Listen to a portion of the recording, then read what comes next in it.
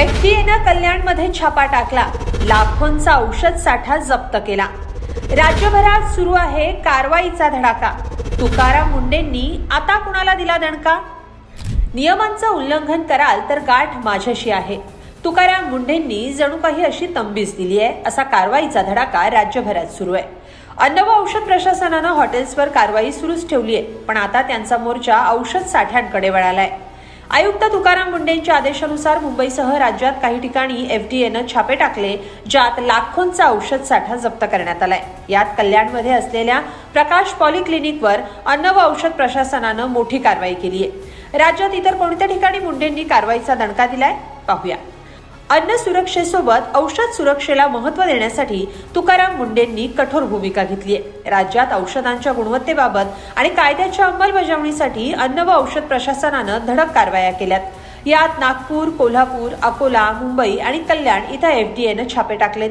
यातली कल्याणमधली कारवाई अधिक चर्चेत आहे। कल्याण डोंबिवली परिसरात भेसळयुक्त खवा, मावा, पनीर आणि बेकायदा औषध साठा करणाऱ्या आस्थापनांवर अन्न व औषध प्रशासनाची करडी नजर आहे। गेल्या 2 महिन्यात अनेक ठिकाणी एफडीएनं इथं छापे टाकले।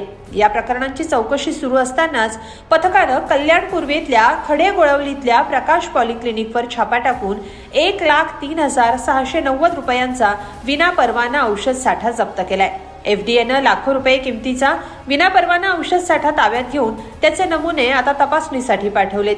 या औषधांच्या खरेदी विक्रीसाठी आवश्यक परवाना नसताना औषधोपचार करणं आणि औषधांचा साठा करणं हा औषध आणि सौंदर्य प्रसाधन कायदा 1940चा भंग असल्याचं अधिकाऱ्यांनी सांगितलं। ही सगळी छापेमारी आयुक्त तुकाराम मुंडेंच्या आदेशानं झाल्याचं समोर आलंय। अन्न सुरक्षेसोबत औषध सुरक्षा गरजेची आहे असं सांगत तुकाराम मुंडेंनी काय इशारा दिलाय तेही पाहूया। महाराष्ट्रात औषधांच्या गुणवत्तेबाबत आणि कायद्याच्या अंमलबजावणीबाबत प्रशासनाची कठोर भूमिका आहे।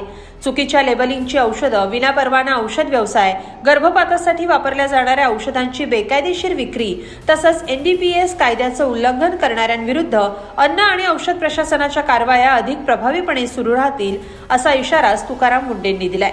खरं तर अन्न व औषध प्रशासनाच्या औषध विभागामार्फत बेकायदेशीर औषध विक्री, विनापरवाना औषध साठा, अनधिकृत औषध उत्पादनं, चुकीच्या लेबलिंगद्वारे ग्राहकांची दिशाभूल करणारी उत्पादनं आणि गर्भपातासाठी वापरल्या जाणाऱ्या औषधांची बेकायदेशीर विक्री या विरोधात राज्यभर मोहीम राबवण्यात येते। या अंतर्गत नागपूर इथं फॉर एक्सपोर्ट ओनली लेबल असलेली 74,000 किमतीची औषधं जप्त करण्यात आली, तर कोल्हापूरमध्ये लेबलिंगच्या तरतुदींचं उल्लंघन केल्याप्रकरणी 6,000 किमतीचं आयुर्वेदिक चूर्ण जप्त करण्यात आलं। कन्हान नागपूर इथं केलेल्या कारवाईत एनडीपीएस कायद्याच्या उल्लंघनाप्रकरणी गुन्हा दाखल करण्यात आलाय आणि 71,000 रुपये किमतीच्या 7,000 कॅप्सूल जप्त करण्यात आल्यात। तर अकोला इथं एमटीपी किटच्या बेकायदेशीर विक्रीचा पर्दाफाश करत जवळपास 5,000 रुपये किमतीची औषधं जप्त करण्यात आली। याशिवाय मुंबईत विनापरवाना उत्पादित हँड क्लिन्झरचा 1,10,000 रुपये किमतीचा साठा जप्त करण्यात आलाय। एकंदरीत राज्यात केवळ 24 जुलै या दिवशी केलेल्या धडक कारवाईत तब्बल 3,73,000 रुपये किमतीचा औषध साठा अन्न व औषध प्रशासनानं जप्त केलाय।